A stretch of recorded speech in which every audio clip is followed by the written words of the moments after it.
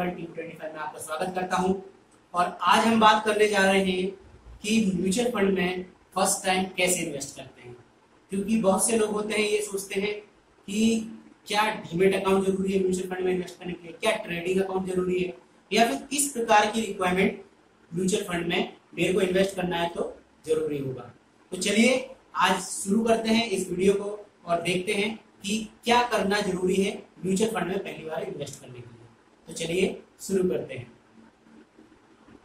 तो पहली बार आप म्यूचुअल फंड में इन्वेस्ट करने जा रहे हैं तो आपको किस किस चीजों की जरूरत होगी और कैसे पहली बार म्यूचुअल फंड में इन्वेस्ट करते हैं।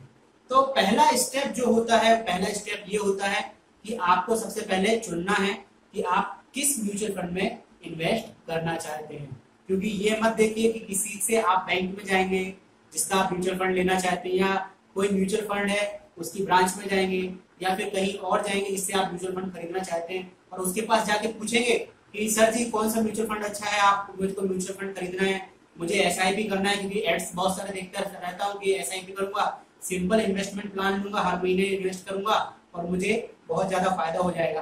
तो ये मत कीजिएगा। सबसे पहले आप खोजबीन कीजिएगा, मेरा वीडियो देखिएगा how to get highest invest in mutual fund, वो वाला वीडियो देखिएगा और उसके बाद आपको पता पड़ेगा कि आपको कौन सा म्यूचुअल फंड लेना जरूरी है। फिर उसके बाद दूसरी आपको ये देखना है कि जो म्यूचुअल फंड आप लेना चाहते हैं वो म्यूचुअल फंड, यानी कि बहुत से म्यूचुअल फंड ऐसे भी होते हैं जो हाईएस्ट रिटर्न देते हैं लेकिन उनका ब्रांच नहीं होता, यानी कि लोकल ब्रांच आपके शहर में नहीं हो, या फिर हो सकता है वो भी अगर आप बड़े शहरों में रहते हैं तो थैंक्स है कि आपको सभी चीजें अवेलेबल हो जाएंगी, सारे म्यूचुअल फंड मिल जाएंगे। लेकिन जो छोटे शहरों में रहते हैं उनके पास वो फैसिलिटी नहीं होती, तो हो सकता है उसके लिए आपको डॉक्यूमेंटेशन पत्राचार आपको करना होगा, जो आपको पोस्ट कार्ड के थ्रू या फिर आपको कहे कि मेल के थ्रू आपको वो सारा डॉक्यूमेंट्स भेजना पड़े। ये इस तरीके से होता है। तो चलिए मैं आपको पहले बात बताता हूं कि आप म्यूचुअल फंड ब्रांच में जाके कैसे कर सकते हैं। तो मान लीजिए आप एचडीएफसी का या फिर एसबीआई का म्यूचुअल फंड लेना चाहते हैं और आप वहां पर जाते हैं। आप वहां पर जब जाएंगे, फर्स्ट टाइम आप इन्वेस्ट करना जा रहे हैं, तो आपको दो से तीन चीजों की जरूरत होगी। वो चीजें क्या है? आप अपना पैन कार्ड लेके जाइए, आप अपना फोटोज लेके जाइए, आप चेकबुक लेके जाइए, और साथ ही जिस म्यूचुअल फंड के थ्रू आप, जिस अकाउंट के थ्रू आप इन्वेस्ट करना चाहते हैं, यानी कि एसबीआई के थ्रू इन्वेस्ट करना चाहते हैं, तो उसकी पासबुक लेके जाइए। ये सारी चीजें आपको वहां पर लगती हैं। तो जब आप वहां पर जाएंगे तो वहां पर जो प्रतिनिधि होगा यानी कि रिप्रेजेंटेटिव होगा, वो आपसे सबसे पहले बोलेगा कि आप एक केवाईसी का फॉर्म भरें। केवाईसी कुछ नहीं है, नो योर कस्टमर करके एक फॉर्म होता है, उसमें आपसे रिलेटेड आप किस फंड में इन्वेस्ट करना चाहते हैं, कितना इन्वेस्ट करना चाहते हैं, आपका नाम क्या है, आपके पापा का नाम क्या है, आपकी वाइफ का नाम क्या है, ये सारे कॉमन क्वेश्चंस होते हैं जो आप एफडी जब आप खोलना चाहते हैं तब आपको एक फॉर्म दिया जाता है। सेम फॉर्म होता है, थोड़ा बहुत चेंजेस होता होगा, बहुत ज्यादा चेंजेस नहीं होता उसमें।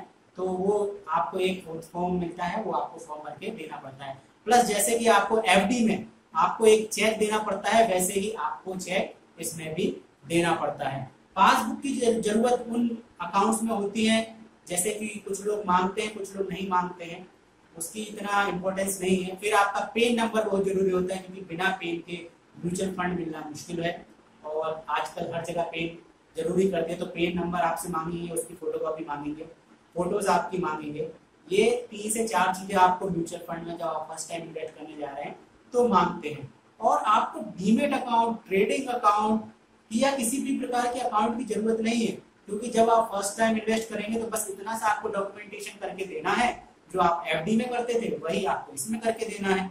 और आजकल तो रिप्रेजेंटेटिव आपका खुद ही लिखा पढ़ी खुद ही कर देते हैं, आप बता दीजिए आपका नाम क्या, आपको क्या क्या करना है, बस आपको साइन करने होते हैं, बाकी वो सब आपको हेल्प कर देते हैं। तो इतना टिपिकल नहीं रह गया। हाँ, लेकिन जैसे कि आप मान लीजिए जिसकी ब्रांच नहीं है उनमें इन्वेस्ट करना चाहते हैं, तो उनके लिए फिर आपको उनके ऑनलाइन पोर्टल पे जाके केवाईसी करना होगा। आपका जो चेक है और उनका जो फॉर्म है वो आपको डाउनलोड करना पड़ेगा, वो फॉर्म भरना पड़ेगा, आपका जो चेक है वो, आपके फोटोज हैं, वो सारी चीजें आपको उनके जो ऑफिस है उसको भेजना पड़ेगा, फिर वो आपको रिप्लाई करेंगे। तो इस तरीके से जो म्यूचुअल फंड्स के ऑफिस आपके वहां पर नहीं है, आपके क्षेत्र में नहीं है, उसमें आप इन्वेस्ट कर सकते हैं। वैसे जो प्रेफर है आजकल, वो तो मैं यही बोलता हूँ कि उनकी जिनकी ब्रांचेस हो उसमें करना ज्यादा आसान होता है, क्योंकि वहां पर इतना पत्राचार और लेटरबाजी नहीं करनी पड़ती है। इसके लिए एक छोटी सी सिंपल सा आप काम कर सकते हैं कि जो आपके नियर बाय शहर है, यानी कि मान लीजिए आपके जो छोटा सा शहर है उसके पास में अगर मान लीजिए कोई बड़ा शहर है जहाँ पर उसकी ब्रांच हो, तो वहां पर फर्स्ट टाइम जाके आप केवाईसी कराइए और उससे आपको एक फोलियो नंबर जनरेट होता है।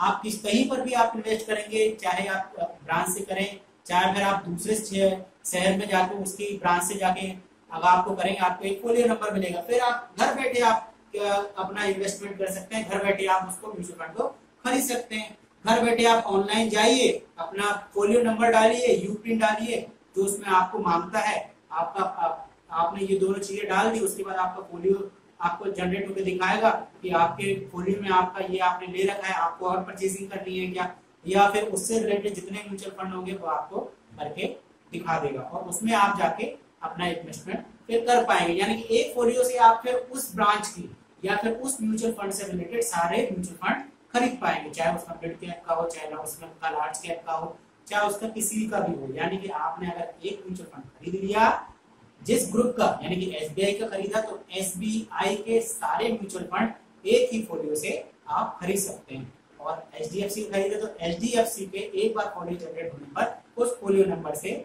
आप ऑनलाइन जाके या ब्रांच में जाके दोनों तरीके से आप म्यूचुअल फंड खरीद सकते हैं। लेकिन जब आप ब्रांच में जाते हैं तो आपको वो डायरेक्ट इन्वेस्टमेंट नहीं करने देते, क्योंकि वो फर्स्ट टाइम आपको इन्वेस्ट करा रहे होते हैं, तो वो ये कोशिश करेंगे कि आप डायरेक्ट इन्वेस्टमेंट ना करें, वो रेगुलर इन्वेस्टमेंट करें।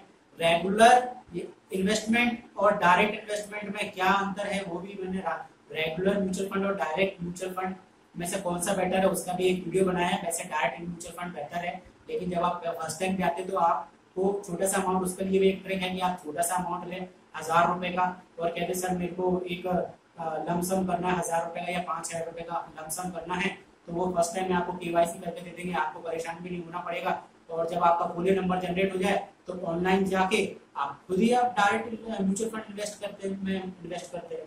तो इस तरीके से आपको ये इजी हो जाएगा। तो आशा करता हूँ आपको ये फर्स्ट टाइम इन्वेस्ट कैसे करना है इसका आंसर मिल गया होगा। अगर आपके कोई क्वेश्चन हो तो मुझे जरूर लिखिएगा, मैं कोशिश करूंगा कि आपके सारे क्वेश्चंस का आंसर रिटर्न में भी दे सकूं, लिखित में भी दे सकूं, और साथ ही आपको वीडियो बना के जो क्वेश्चन आंसर आज से जो वीडियोस बनाता हूँ उसमें अगर आपका आंसर दे सकूं। तो आशा करता हूँ ये वीडियो आपको पसंद आया होगा। अगर आपको ये वीडियो पसंद आया तो प्लीज लाइक कीजिए, सब्सक्राइब कीजिए और शेयर कीजिए। Thank you.